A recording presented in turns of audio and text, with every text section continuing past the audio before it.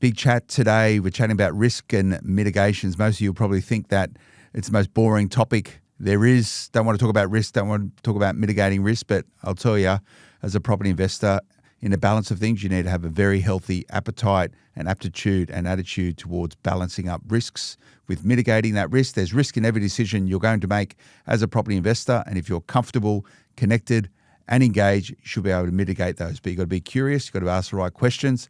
And today I'm chatting with the man himself, Munzurul Khan. He's going to help us steer us through risks and mitigations as we try and build wealth through property. Hope you enjoy. Investing insights with Right Property Group, exploring trends in real estate and helping property investors gain financial security. G'day, how you going? Phil Tarrant, co-host of In the Balance with Munzurul Khan, the team over at KHI Partners. We're back into it with another installment of one of my favourite podcasts to record, because I reckon I'll learn more from this than the opportunity that's given to me. And I do take a lot of, I take all the advantages I can whenever I get a chance to have a chat with Munzurul Khan, who, as you all know, is my accountant for all my private wealth type stuff and wealth creation journey. So he knows me pretty well. We know each other pretty well. We've been sort of working together probably for a decade or so, and sort of coming out of the shadows to record In the Balance with me. It's been a huge hit. A lot of people talk about it. I'd be surprised how many people I run across just out and about doing stuff, and they go, oh, yeah, property, yeah. And he goes, yeah, Munzurul's also my accountant. So that's quite entertaining when I hear that. And I would never know, because Munzurul's the most discreet bloke I know. He doesn't say anything to anyone about anything whatsoever. And I'm happy with that, because he keeps everything pretty close to his chest. I don't know how he compartmentalises all the information he has. Munzurul, good to see you back in the studio. Thank you very much. Thank you. Good to be here. How do you go with compartmentalisation? You know, but there's a couple of things, right? I mean, there's a legal requirement, and of course there is an ethical requirement as well, right? From a legal perspective, is that we need to. And that's what we have to do it. And then when we sort of say from an ethical perspective, as an accountant, we know so much of each individual. Every time when we're doing a tax return and the financial accounts, we go through the whole bank statements, and you see some surprises on the bank statements. I'm sure you do. Right, some surprises on the bank statements, but we need to keep them within ourselves. So even at a, say, family level, as an example, that Pravi and I, we married many years now, is that we got some mutual friends, and some of the friends are good clients. Yeah. And we have a very clear two level of relationship.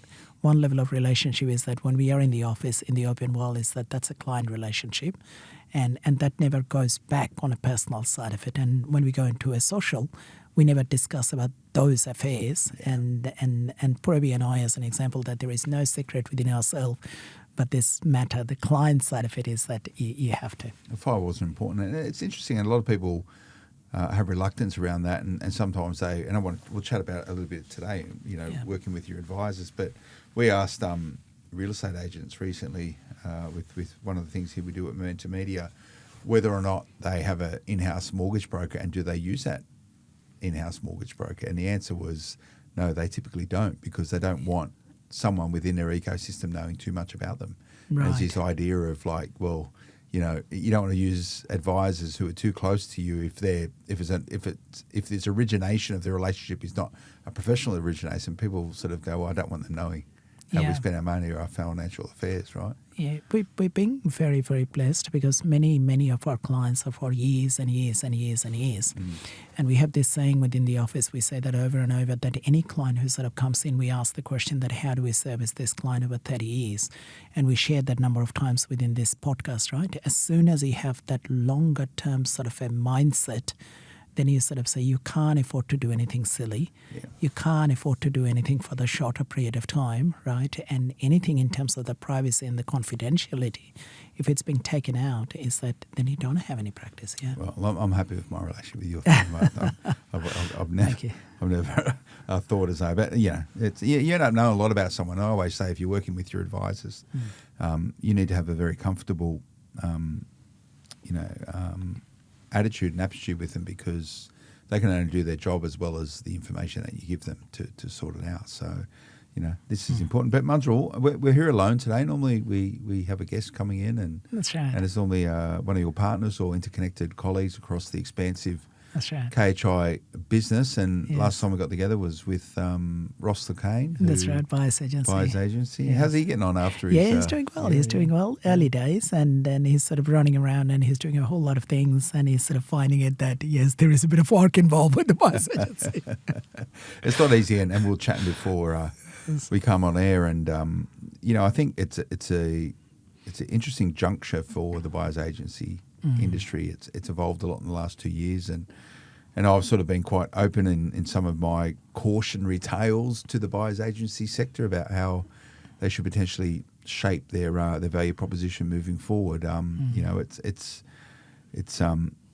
It's been easy to show value as a buyer's agent in a market that keeps delivering. We really haven't gone through a seismic sort of balancing of property values, and we all know the Warren Buffett quotes around people sort of swimming naked when the tide goes out. You really see it. I think there'll be a point in time when there's some criticisms come down the line for buyer's agents, particularly those who are following the herd and maybe not be true professional practitioners. And then I think of someone like Ross, who's been doing property for 25 years, right? Like is on a different side of the ledger. So I would say pick your partners closely if you are investing in property.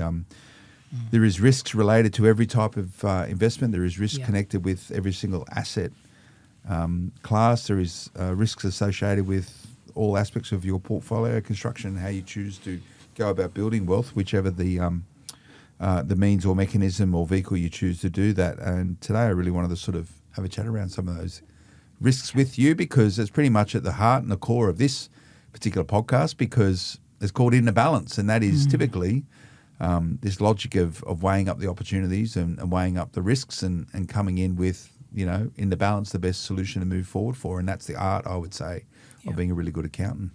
Yeah, and I agree. I agree with all of those comments, right? I mean, the first comment which I speak about the buyer's agency side of it is it's really the passage of time, right? So it's not about that we've done really well over the last 1 year, 2 year, 3 year. Is that have you done good purchase over a period of many cycle? It's over that 20 years, it's over that 30 years, it's over that generational, that whether you've done well. Sometime with the market of the anomaly, one can buy into an area where it has really done well for 20%, 30% within a period of time. But how does that compare over, say, 10 years, 15 years, 20 years' time, right? When we speak about the risk side of it, is that, as you say, that it's the analytics of the risk, right? And any risk can be mitigated as long as, number one, we understand the risk completely. I think the first thing is that full understanding of the risk. What is the risk, right? How does that apply? What are the pros and cons? And to almost look through your sort of the worst case scenario, but at the same time still have a sense of practicality and pragmatism. Because if we just consider risk, then everything has got a risk, right? So it's not so much either to go into one side or the other. So at times I sort of see some of the investors is that almost the risk doesn't get taken into account at all. It's that sort of last 2 years I've invested in this area and it has done really well. So that means anything which I touch, it becomes a bit of gold, right? But does it over a period of time? So that's one side of the enthusiasm. The other side of the enthusiasm is that lack of enthusiasm, is that we get so paranoid that we almost become an armchair investor. So the question is that how do we balance in between both? So there's this logic or ideas around how smart you are and how that will help shape your decision making, call it IQ potentially. Then it's your sort of emotional connectivity with risk and making decisions, call it EQ. But picking up on something you said, and you said proactivity, I would sort of augment that also with adaptability. Yes. And I think adaptability is the great mechanism for risk mitigation, because you need to make a decision, so you need to understand what those risks are and how do you mitigate them. Often you just need to be adaptable, and the immediacy of adaptability is pretty important. And 100% agree, right? And at the same time, we sort of say to ourselves quite a bit the relevance. So adaptability and staying relevant with the market, right? So even at a sort of a rudimental way, that if I look into the tax law changes all the time. So in our practice in KHI, we've got this monthly training session. So all sort of staff members and colleagues, we all sort of gather and we do about 3 or 4 sessions on sort of one of the Fridays. Now I've sort of religiously sort of say that I'll put my hands up that I'll be doing the tax update every month. Now, this is like nitty-gritty, the driest of the driest is sort of just that sort of the tribunals and sort of the case laws and everything else. I almost do that as a necessity, that if I don't go into that layer, it's very, very easy to sort of become irrelevant and you sort of lose that knowledge. Sharp. It keeps one sharp. relevant. Yeah, absolutely. And it's dry, right? And then when I've sort of selected this, most of the partners, they were like, all right, you can have this. And I was like, I have to have it. I But want it forces this. you to do. See, I need to do that sort of stuff myself personally, because people go, why are you doing that, Phil? Like, can't you just get someone else to do that? But I go, it keeps my sword sharp, 100%. you know, and it makes me interrogate and think about things differently and question things. You know, it'd be easy for you. You have a large multidiscipline practice. It'd be easy for you not to even look at a set of financials or look at someone's. I know you look at mine because No, I do. because it's a nightmare. But I do. but you could easily not do that, and you could spend all your time just building a business rather than being involved in it. And you know, within our media business, for example, here at Momentum, I could probably still pick up most jobs and do it myself. Not as good as the people that do them day in, day out, but enough to be able to do enough to get by for a period of time, right? And that's that. And if you don't have that touch of sort of the adaptability and the relevance staying in there, then how do you know that someone else is doing it in the right way? Exactly. And not knowing that by itself is a risk, right? I mean, we've got this joke that we sort of say in our office that an accountant never bluff another accountant. Accountants try to bluff each other, right?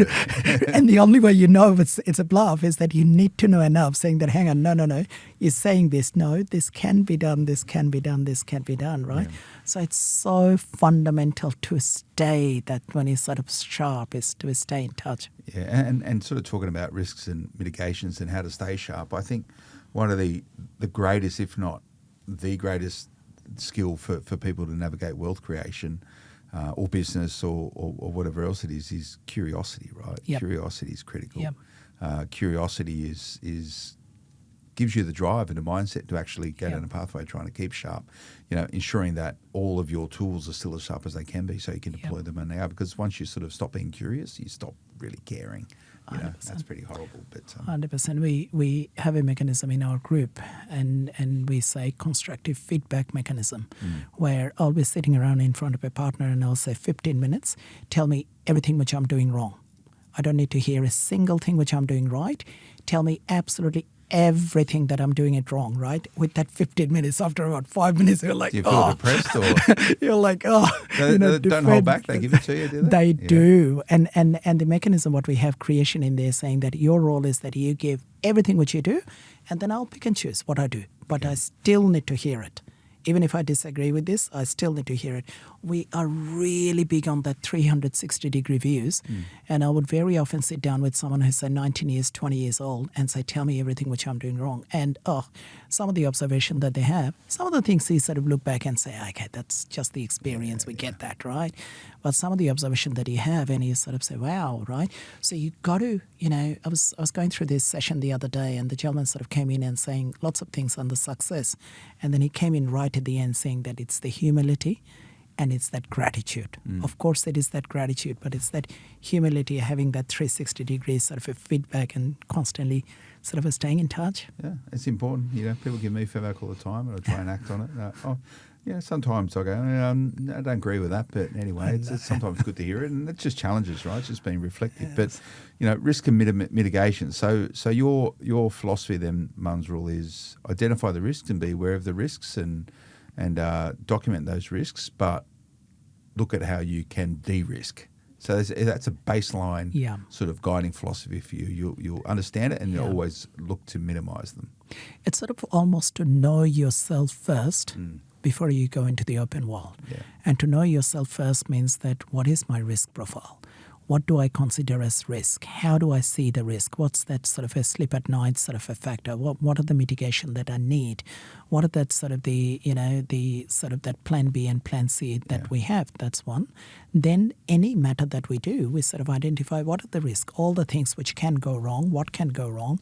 Can this be mitigated? Am I comfortable with that mitigation side of it, right? Like today, as an example, I was speaking to a gentleman and he wants to set up a whole medical center and different layer of structures that we were speaking.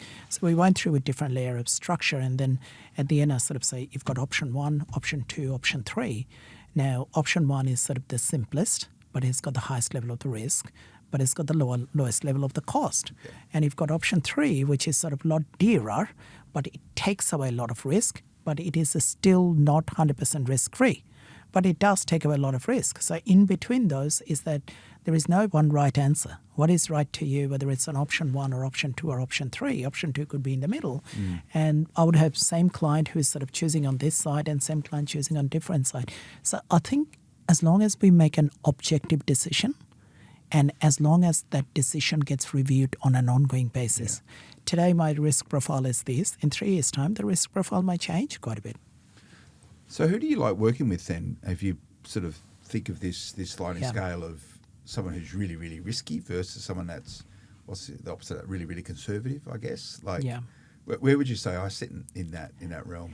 You're balanced and you're balanced conservative. Balanced conservative. You're balanced conservative, right? Yeah. Which is good, right? You're balanced conservative, but you are curious. Of course you are. You're very, very curious, right? You'll be listening to all of those. And I think one of the best things that working with you over a number of years is that you don't make a decision on the spot. You take time and you sort of ponder with it. You sort of almost let your mind to sort of flow through. And rather than doing a sort of a decision and arithmetical right now is that it sort of almost comes in back to you. Yeah. But at the end, you still make a final decision on the balance of everything. And I think, again, the best thing working with you is that the time that you give means that you're constantly gathering data and constantly analyzing yourself, which is great. Means that your risk is actually decreasing and decreasing and decreasing. Through the process, yeah. Through the process, because you're getting closer to understanding what you are comfortable and understanding what the risk is. And that's a really important point, and I think that's you summarised my decision-making process pretty well. And people will hear me say, you got to let these things breathe, right? You know, just let time. Yeah. Time will most often get you into the right position to make the best decision that you possibly can. And I use time differently to other people. A lot of people will actively chase decision making. I don't actively chase decision making. I let an idea breathe. I call it strategic patience with this stuff, right? Yeah. You know, something I've really embraced. And you can't go wrong forever, but you've got to let these things naturally flow their way through. I agree.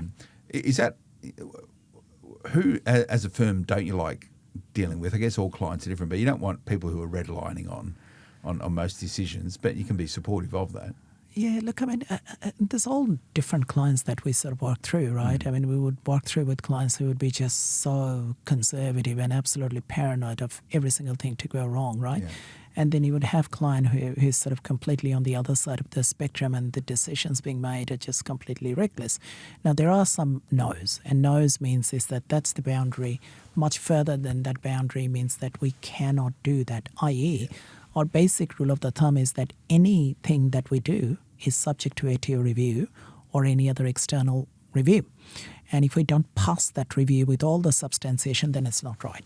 Yeah, that's number one. And number two is our that's a black and white. That's a black and white, right? And number two is that anything which is still technically correct, but on the spirit of the law is that there is sort of an anomaly of the law. And then you sort of just use that anomaly of the law. Rather than seeing that as very smart, we actually see that as unwise. Yeah. And we sort of say right at this stage is that, yes, you are technically correct. Within that little bit of that anomaly of the law, you are fine. And an example, if I may use that, the hybrid trust. Yeah. When the hybrid trust at a point of time that it sort of came in, I remember I read the hybrid trust. I was like, I love it. I want the hybrid trust because you get the best of the both world, right? And you do. You get that benefit of the discretionary trust as well as the fixed trust. But more I read about that hybrid trust, I sort of say, it's just the spirit of the law that it doesn't work through. And we look back now and we sort of say that, well, it's sort of right decision. So those are no's, right? And then we sort of come in where it is sort of very high risk. Now, within that high risk is that not so much we don't work with them because we say that as an accountant, we are not judgmental, right? Each individual person, they make their own level of the risk and sort of we're not being prejudiced as such. As long as we have very clearly articulated all the layers of the risk And as long as we sort of notify them on an ongoing basis and constantly notify, then I think in many different ways that we have done our role. So when it comes to your process for weighing up risks and looking to balance them and how to mitigate them to support decision making, are you sort of balanced conservative, or you're more balanced on the other side of conservative? I think I'm balanced, but I may be slightly less conservative than you, and I think you may be slightly more conservative. So how do you? So will you? Where I'm saying I try and cultivate a natural conclusion to making a decision at the time. Like I'll integrate it and push it, but I don't actively try and force a decision. Will you try and? No. And, it's funny because how sort of the wisdom and the pragmatism has been gained with time. If you were to ask this question to me about, say, 10 years earlier, or maybe even 15 years earlier, I think the answer was that there was a lot more impatience. Yeah. Whereas I think now, after that many years or so, is that you sort of almost let it happen. You let it happen on its own, let it happen, right? I'm a big fan of saying it is that I would be doing all the review, all the investigation, all the analytics and all the rest of it, but you got to go with your instinct still. Yeah. If the instinct right at the end sort of says that there is something that I'm missing, then we don't do it. The other mechanism what I do is that very often if I'm not I don't know what the decision is that I'll completely take that away and I'll speak to 2 or 3 different people without giving background, saying this is what the circumstances are and what do you think? Yeah. And the third thing which I do is that it's probably slightly political in here, right? The third thing which I do is that sometime in some of the larger negotiation, I would love to take a lady partner with me. Believe it or not, the ladies, they're just so smart and they're much smarter in many ways.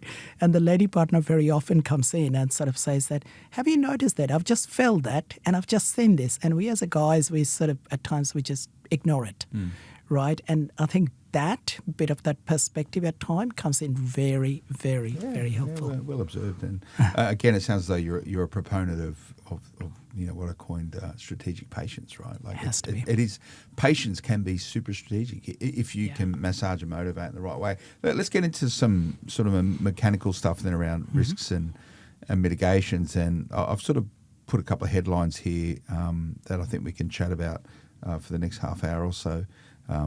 It's sort of risk and mitigations in and around for property investment. There's the same sort of construct for business owners. There's another one around social media. There's another one around your advisors. I spoke about that really quickly. And also sort of risk around families as well, risks and mitigation. But let's kick off with property, Munzurul. I'm going to go through some points here which I've just documented. I'd like your sort of quick synopsis on it. So risk and mitigation around sort of appropriate structures. The structure needs to be right because once you buy it, you can't change it. And if you want to change it, that there is a stamp duty, there's a capital gain tax, right? So rather than sort of buying it on his name, her name, joint name, trust or company or superannuation fund, you got to make a very informed decision. There is no one right answer. So the best advice which I can provide with the structure, before you buy each property, have a quick chat to your accountant saying that on my circumstances, with this particular property, which name that we buy. Very informed. And that's an important decision because it has a long tail. You can't change that, right? Yeah. Because like once you buy it on trust number one, you can't just change it back to individual name because it's a sell and it's a repurchase, so you pay stamp duty and capital gain. So it's almost a permanent decision. Okay, what about interest deductibility? There's an area that here gets quite wary because we as an investor, we sort of, let's say we've got our principal place of residence, we buy property 1, property 2, property 3. Before we know, we bought 3, 4, 5 properties. How do we buy the 3rd and the 4th and the 5th properties? Very often we go back and we sort of say, all right, I've got a bit of equity from there, I've got a bit of equity from there, I've got a bit of equity from there. You join in with that equity and you buy that investment property. Commissioner says that's fine. The rule is that under the tax law is that each expenses is that if it is being attributed to income producing, then we can claim it. So let's say as an example is that, say I'm building a home and buying a new property and property I'm buying it for 700,000. So I need about 200 odd grand, give or take, is sort of an equity. I've drawn down about 250. and I've just used 50 odd grand for some personal reason. I bought a car. I needed a car to buy to, right? We got to be very careful that out of that 250 which I drawn down, that 50,000 which I bought a car, that's for a personal use. It's not tax deductible. The other 200 grand is deductible, right? So in terms of deductibility, number one is to identify what is deductible. And number two is to have the right level of substantiation if it gets reviewed by ATO. Yeah. And number three, not to pollute them together. Sometimes when they're all being muddled together, is that you don't know exactly how much it is being claimed.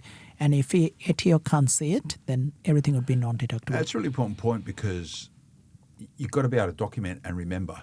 Yep. With this sort of stuff, and this is the substantiation. People always mock me. Do you still carry a wallet? Yes, I do. I do actually. People mock me for carrying a wallet, and they go, "Why is your wallet so big, Phil? Like, you can get cards on your phone and stuff now." And I go, "I've got about 15 cards." Yes. Right, and the reason why is because I'll use a specific card for a specific purpose, right? And I go, well, that's for this, that's for that property. I'll use that card, so everything gets funneled into one single ledger of information. Because otherwise, you just lose your way. And the same thing can happen with interest deductibility. If you go, I pull 250 out of the principal place resident, I use 200, for buying an investment property, so it's deductible. But what happened to the other 50? Oh, I sort of just spent it. We had some holidays and I paid off a bit of credit card, and it's. And it gets complex because you may have brought in that 250 odd grand on your name, and you may have bought the next property on your wife's name, or you may have bought it on the trust, or you may have contributed on the superannuation fund, bought it into a different company, right? And you may have taken that fund from a trust and then you bought it on individual name, right? So it's tracking down each is the responsibility of each individual. It's hard, and when your accountant asks all those questions, it's best to have the answers because. Can get tough. Now let's talk cash flow risk and mitigation. I think that's really, really important, right? Yeah. Because very often is that we as an investor, we sort of look through and saying, okay, how much it's costing us to buy that next property, right? What we don't very often take into account in terms of that cash flow, number of things. The property may not be rented for 52 weeks. You got to almost take away about 2 or 3 weeks, maybe even 4 weeks out of that sort of 52 weeks, almost as something will happen, right? Second is that very often we don't budget for the repairs and maintenance. If you hold it for a longer period of time, is that there could be a couple of years you do nothing. There could be a year you spend 20 odd grand, right? You almost got to do a budget, right? And then number three is that I always sort of do saying that, well, what happens if the interest rate goes up by at least 1.5% to 2%? Can I still afford it? Not so much as at today's rate, can I still afford it? And the last comment which I say is that P&I, very often we are on interest only and we sort of say, oh, that's easy, I can do this. And as soon as everything goes into the P&I, it's just like, oh, it's taking away so much of the cash flow, right? So you can have the best of the assets in the world, but unless and until that cash flow math is being done in the right way, that mitigation is not there. Yeah, that's key. Another area for risk and mitigations, particularly in property investment, is around construction. Now, most investors at some point sort of, have fanciful ideas around becoming a property developer. Most developers at some point will find hard times for whatever reason. There's a lot of risk in construction and development, particularly in this current market. Do you have a view on this? You got to have you start with a budget, you do all of your due diligence, and then you have a contingency. But very often we stopped at a contingency. My view is that you need to have a contingency 1, contingency 2, and maybe a contingency 3. So contingency 1, we sort of say 5% things will go wrong. Then you sort of say 10%. And then contingency 3, it needs to be a bit more subjective. Subjective in the sense that, all right, no, I'm within that 10%, 12% within that contingency. But a mechanism, what I do is that if I build, let's say, 10 houses as an example, or 10 townhouses as an example, in our worst case scenario, if I have to hold on to those 10 townhouses for, say, next 1 to 1.5 years and 2 years, can I hold on to it? And that to me is a big rank. And the reason why I say this is that very often you might build the best of the qualities and so forth, right? But circumstances could be at a level that the prices are low. But if you do not have that cash flow to hold it, that's where you start selling that at the lower price and everything sort of goes through from there as such. You must do a lot of work with developers or do their accounts. You only hear the good stories around development? There's a lot of not so good stories, right? Believe me, for each one good story, there's probably about 10 bad stories. Do you reckon it's 1 in 10? Do you? One in 10. I say this and people say, Phil, well, why are you talking down development? My personal view, most property investors should never touch development. Very high risk. There is, we'll talk about business ownership in a moment, but what is it, like 50% of all new small businesses fail in the first 2 years. There's a good reason why, because it's hard. There's a good reason why I reckon it's even worse in development. Most developments probably don't give the return that people expect, and they probably just scrape by. And not to go all the way from here to all the way at the end. Yeah. In my case, as an example, is that many years I did absolutely no development. It was just buy and hold, buy and hold, buy and hold. Then I started with a couple of granny flats, and I say can't go much wrong with a granny flat, a smaller property. Did a whole bunch of granny flat. Then I was like, all right, I'm going to build a home. Then I built a couple of homes. Then I sort of said, okay, maybe a duplex. And then I went into 4 houses, right? So if you go stage by stage by stage, is that you learn some of the experiences along the way, right? But the property construction is for the expert, the people who's got lots of experience. But even when people has lots of experience, things can still go very wrong. Yeah, there you go. Risk and mitigation around non-diversification, which would be a big one, I imagine. We look into it, and sometimes we get so bogged down whether it's residential or whether it's a commercial property, or whether we only buy in New South Wales, or we only buy in Queensland, or whether we only buy in sort of Melbourne as such, right? I'm a big fan of saying that from a non-diversified asset, you can still create the diversification. So if you buy in Sydney, Brisbane, Melbourne, as an example, in some of the other estates, maybe Perth and so, is that those cycle very often goes different to each other, right? I mean, Sydney may be doing very well and Brisbane isn't. Melbourne is doing very well and some of the other places it isn't. So if you've got, in an ideal world, an equal amount of properties in terms of values into those estates, very often you find is that this is going very well, this is not doing very well, I can still utilize some of those sort of equity as such. Second point is the diversification in terms of residential and commercial side of it, right? So they're both good. They both have a different purpose, and the purpose can correlate in very different way. So it's not a discussion whether residential is better than commercial is better. Both has a time and place. Well, connected with that is really growth versus cash flow. That's So right. a lot of people are out there chasing capital growth. And then they, again, most businesses go bust because of cash flow, right? Rather than maybe not having a great product. So same applies. Years and years and years that I sort of said, and I still say it, is that it's the capital growth which makes you wealthy. Why? Because of that compounding return. So it's not just your 7% return this year. Next year is 7% on your 107%. And then it grows and grows and grows as a snowball. Perfect. It all works out perfect, right? But at the end, you still have to hold on to the cash flow, right? Through the cash flow, and you got to do that math saying that if the interest rate goes up by 1.5% to 2%, if the property is not being tenanted, if I've got lots of those repairs and maintenance as such, can I still hold it to all of those, right? So it's the growth that we are after, but you can't maintain the growth without the cash flow. So how do I have both in a balanced way? Yeah, and that's the key. And it could be pigeon pairing properties. It could be putting granny flats on certain assets to increase the yield, to be supportive of holding on to the property. So there's a lot of applications of that. And we've spoken about at length on this podcast, Into Balance, Munzurul. How about risk and mitigations against international assets? Would you recommend you should go out there chasing? And I've just documented all these, and it's just really a mud map of stuff. But would you recommend most property investors go out and chase sort of multi-jurisdictional properties? Probably it's the other way around, right? Because we are all migrants in different shape or form. We could be a first-generation migrant or seventh-generation migrant, but we're still one shape or form migrants in different ways, right? And very often what it does is that if you're a first or second-generation immigrants, is that you've got all of those properties back into overseas. And those overseas properties, very often it could be a generational property. So it's the parents and the grandparents being passed over to you, and you sort of say, oh, look, I leave that as rented, but I never collect the rent. I just leave that as such. Now, the point here to take into account is an Australian tax resident, your worldwide income needs to be taxed in Australia at the Australian marginal rate. So there are some significant tax ramifications in terms of inheritance, in terms of having properties which is sort of renting or not renting, and sort of buy and sell of all of those properties. So as an international investor who has the property, bring in everything as part of it, right? If do we go around in the open world and buy this, there are a couple of risks, right? So you've got a currency risk, you've got a hedging risk, you've got a risk of unknown of the local knowledge, right? And very often is that some of the countries is that foreigners, they've got a very specialized rule. Like Australia as an example, we're very biased against the foreigners, and we put a whole bunch of additional tax, same as many other countries, right?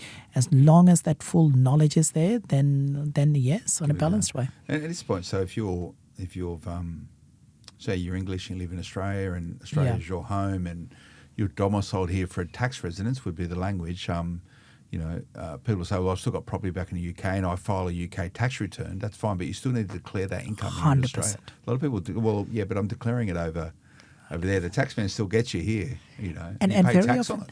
And very often people say is that, look, I never bring in that money into Australia. It always stays in UK. Doesn't matter whether it stays in the UK or not, is that you still earn that income. So what's the logic behind that? Why does the Australian government get to or choose to tax income generated elsewhere, even though that income never comes into Australia? It's you still have the access to that income, right? You just don't bring in that income. You still have that excess. Maybe an analogy that I use is that when you do the finance as an example is that the bank sort of takes your credit limit. And years I struggled with this. I was like, why are you taking that 30-odd grand? I never used that damn credit card, right? And the bank sort of says, no, you don't, but you can. Right, if you wish to. That is a risk to us as a bank that, yes, we don't take that into account and use that 30-odd grand. So that's the ATO side of it, right, that people can. But a lender will assume income generated internationally, potentially a serviceability for investing here? Good question. Question. Yes and no, in the sense that depending on which lender.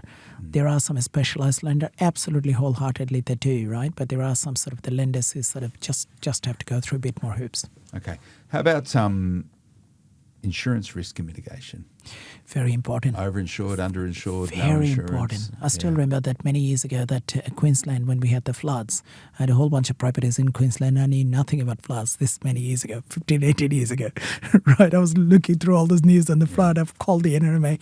I said, guys, I've got all this property, NRMA, right? All this property is that, am I being flood covered? And the operator was sort of saying, it depends. Depends on this. I was like, you're not helping me, right? So one got to be really, really careful in terms of what is being covered and have you got the full value. Because of some of the construction cost has increased so much, it's very easy to be out of market in terms of the insurance side of it, right? Have you got it being fully covered in the right way? Have you met all the conditions? In terms of your loss of rent, as an example, there's a few things that you need to go through. Have you done all of those? Yeah, and I sort of struggle with this sometimes. I feel as though for some of my properties I'm overinsured probably insured for replacement value, but replacement value could sometimes be quite high. And that's when you start thinking, well, do I need to insure it for that much? Am I willing to take the risk around that, right? But you need insurance when you need insurance. Yeah, and see, really good point. And the reason I say really good point, there is actually no one answer to it. Right? And there is no answer because depending on where your risk profile works.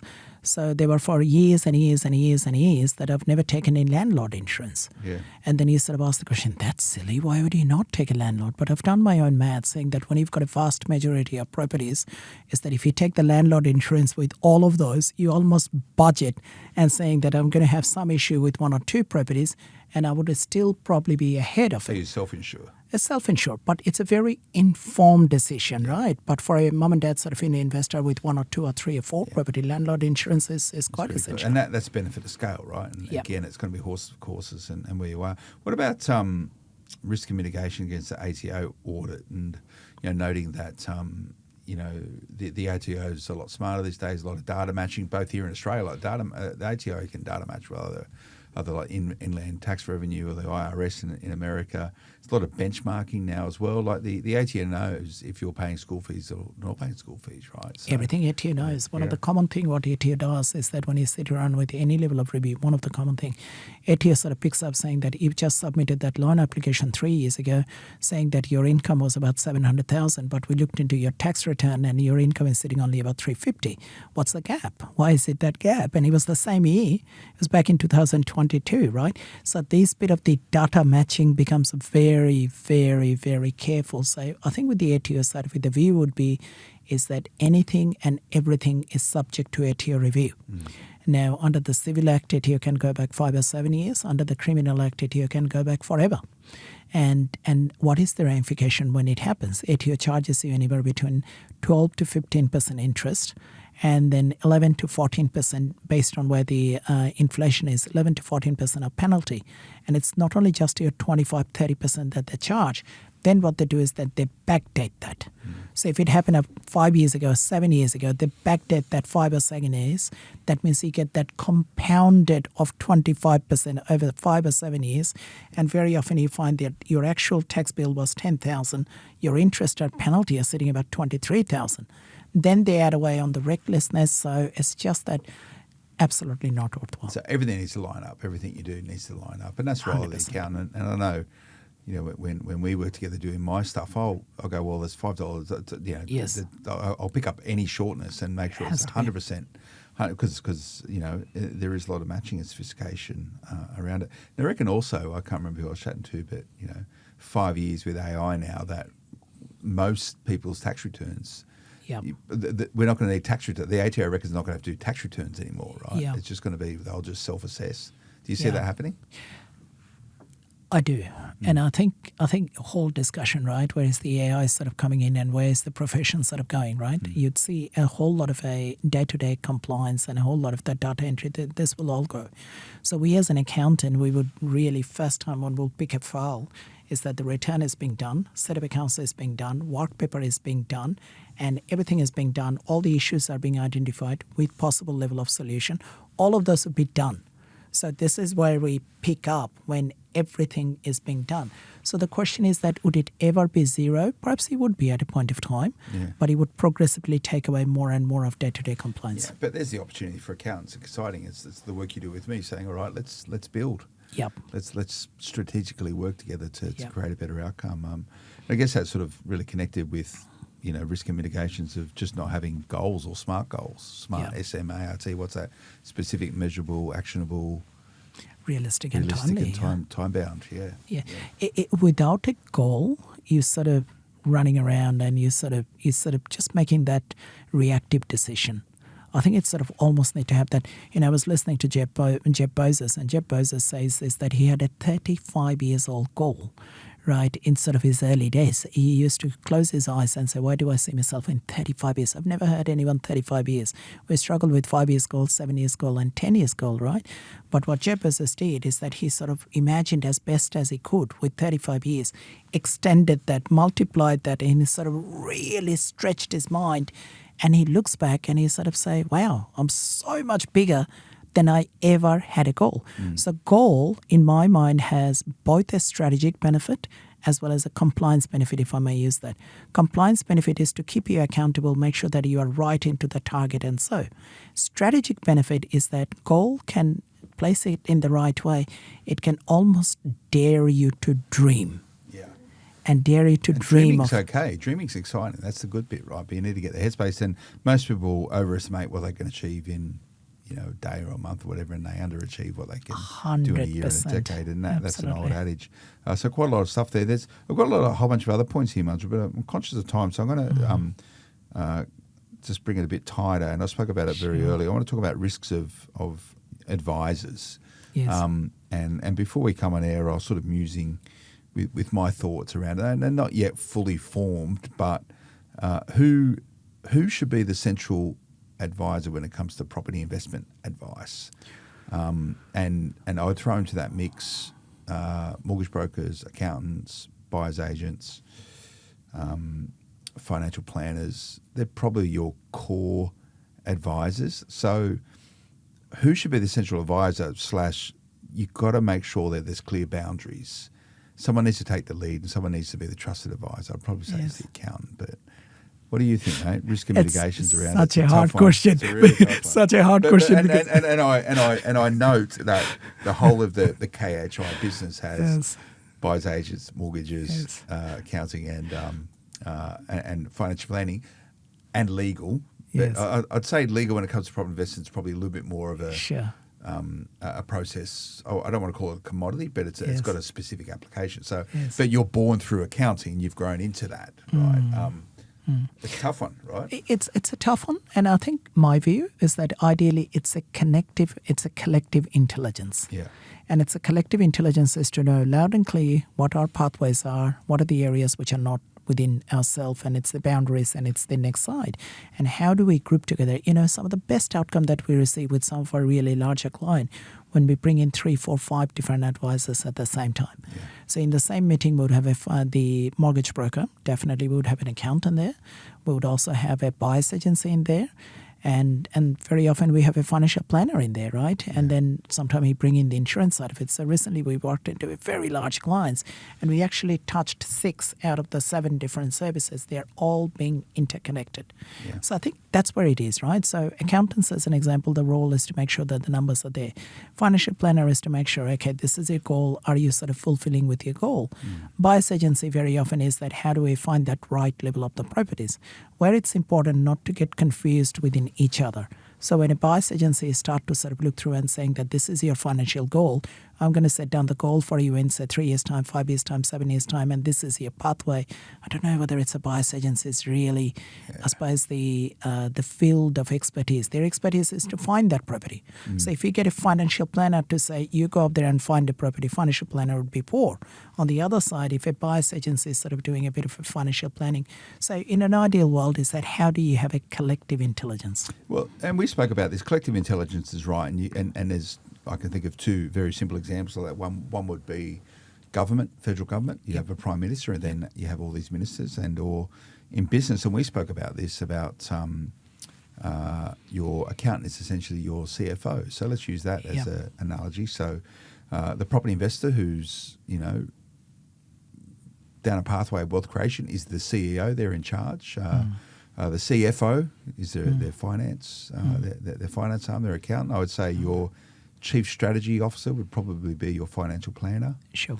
I would say your buyer's agent would be like probably a chief operations. I wouldn't say an operations officer. No. Buyers are just the hunters, right? So they're more sort of the COO, chief operating, whether it's a chief. And then your finance broker or your mortgage broker is really your it's an extension of the CFOs, right? Of the CFO, right? Yeah. Or in government, you've got. Well, here we go. Here's maybe a good way to view, I guess, the hierarchy of influence of your advisors. You have your prime minister, who's in charge of running the show. You have a deputy prime minister who, depending on who's in government, that's more of a political appointment. But your primary ministerial role is normally your treasurer. So which would be equivalent of your accountant. So maybe this is the logic of the accountant being the chief, the trusted advisor. Maybe they're the central augmenting role as all advisors are created equal, but some advisors are more equal than others potentially. That's right. Yeah. It's a sort of knowing exactly what the role is, right? If an accountant sort of starts saying that, all right, I'm going to find this property and he must be investing on this suburb or he must not be investing on this suburb, accountant can't say that, right? Yeah. Yeah. It's interesting. It's a good way to frame it. But one of the other biggest risks around your advisors is, getting generic sort of advice, and there's a lot of free advice, inverted commas, out there, and a lot of that's subject to interpretation. You want specific very advice. Dangerous. And the reason I say very, very dangerous, because there is no one answer which is right answer for everyone. So there's so much noise and we listen to it. How do we sort of cultivate some of those noises and bring them back in terms of your smart goals? Yeah. And the other sort of key, and I'll conclude with this, risk and mitigations and connecting with property investment. There's a lot more I want to get into. We can pick it up another time, and that's really around business. But for the families, it's pretty core and key. If the objective is to create wealth, generational wealth. Obviously, it's a whole of family initiative, and people's families all look in very different ways these days, and they all come in certain The shapes and information sizes featured and in this levels podcast of is general in complexity. nature, does not take into consideration your financial really situation or distinguishing, individual knowledge needs and and should not wisdom. be relied upon. Before making any investment, insurance, tax, property or financial planning decision, you should consult a licensed professional who can advise whether your decision is appropriate for you. Plan. And number two is a succession plan, right? Yeah. The exit plan in the sense that we very often we sort of look into retirement, but do we do that end bit of the exercise saying that, well, how do we sort of make it a little bit more simplified? So rather than the whole portfolio being an operational active portfolio, it is more of a defense portfolio, right? And how do we do that? Does that mean at a particular point of time some of the properties that we look through? So that's one, is the exit plan. Second is that with the succession plan is that the will and sort of the testamentary trust and power of attorney and the enduring guardianship, right? Very often we don't do that because those things are not that sort of don't appear to be relevant. It's not as at today. I mean, if I'm not here, then I'm not here. So very often, right? But it's just that if we don't do it in those is that the risk for the next generation in terms of so much more tax. And the last comment which I want to say is that the timing. There were a period of time, say 20 years ago, is that we used to speak to people is that what time of retirement, and people would say, well, 55, 60 and 60, 65. And what was the longevity? Yeah? We used to live 65, 70, maybe 75, right? Now we actually ask in terms of that longevity and the lifespan, we say, let's do a math up to 95 years old. Right, because our sort of the lifespan is 83 and 87 for the men and the ladies, right? And we say that very often, our financial planners say that very often is that the last thing you want to do is to reach into that sort of that old age of sort of compromise sort of a health position, and you also don't have the financial background. You would or financial stability, you would much rather have time run out as opposed to the finance running out. Yeah, it's key. And the whole idea around succession planning, estate planning, risk and mitigation, I think the greatest risk is not having anything in relation to that. And it's, I'm updating all my stuff right now, and I'm actually using Tyrone. Oh, good. Yeah. Lovely. Lovely. KHI Thank you. Estate planning. Estate planning. He's doing a great job. But Lovely.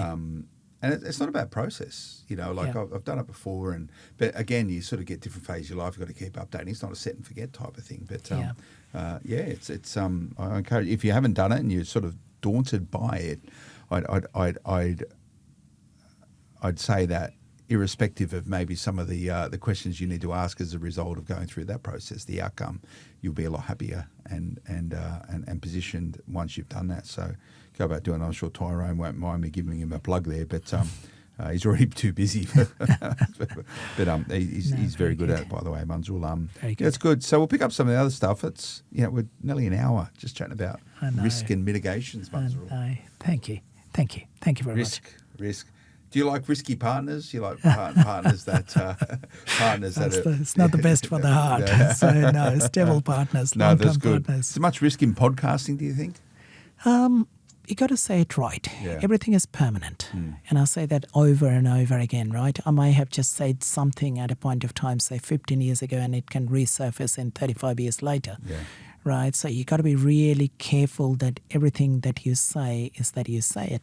And then I almost also make that simplified, saying that you can't also be paranoid of every single word that you say, right? So if the right intention is there, and then righteousness there in the longer period of time, Australia is a beautiful country. It works. Yeah, it does. And I'm sure I say stuff. The great thing about podcasting is quite forgivable, right? When you go, well, I didn't really say that very well, and maybe I was in the wrong. Maybe I had the wrong information at the point of time. Anyway, that's what I think now. So anyway, and the comment which I want to say is that even in terms of the regulators' perspective, they're not there to get mum and dad. No, they're sort of there to get someone who's sort of nefarious. That's right. Yeah, that's right. So as long as we sort of stay truthful, stay in the rules. That's the easiest way to live your life. But that's good, Munzurul. So really good chat around risks and. Don't be too risky. Don't be too conservative. Exactly. In the balance of things, you just want to be in the middle, making the right decisions. Love it. Good. It's nice. How do people track you guys down if they want to have a yarn? I'm just plugging Tyrone there, but if anyone wants to chat with anyone at the firm, it's our website, which is hello@khipartners.com.au or the admin, admin at khipartners.com.au. It's good. Go and have a chat with these guys. There's nothing they don't do. There's nothing they don't do, really. I don't know what's less for you guys. It's but I'm keen. I've really enjoyed watching the growth of KHI over many, many years, and you certainly helped me out with a lot of stuff. So it's good to bring you onto the show and thank you and have a chat about that. I hope you enjoyed that, everyone. Remember, just check out khipartners.com.au. You can see what these guys are up to, and give me a yarn, give me a call, chat about anything. I always find the team over there, call them up about anything. I'll have a chat with you. It's pretty handy, and I'm sure they'll do that for you as well. We'll see you again next time. Until then, bye-bye.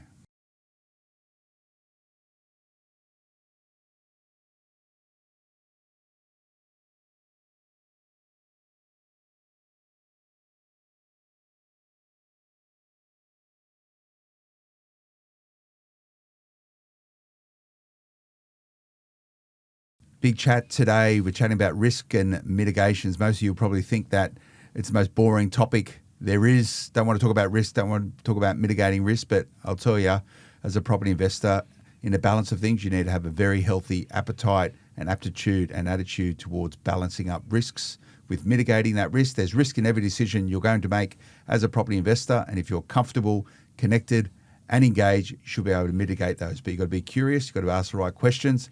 And today I'm chatting with the man himself, Munzurul Khan. He's going to help us steer us through risks and mitigations as we try and build wealth through property. Hope you enjoy.